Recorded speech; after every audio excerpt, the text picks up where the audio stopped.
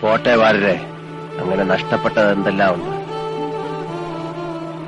വാഴരെ, ഞാൻ എന്താണോ ഇങ്ങനെ ആയിപ്പോയത്?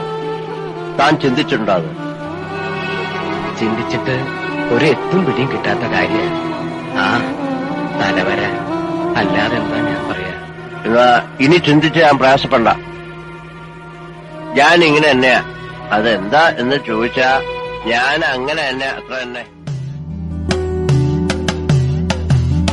വന്ദേ മുകുന്ദ ഹരേ ജയ ശൗരേ സന്താപഹാരി മുരാരേ ദ്വാപര ചന്ദ്രികാ ചർച്ചിതമാ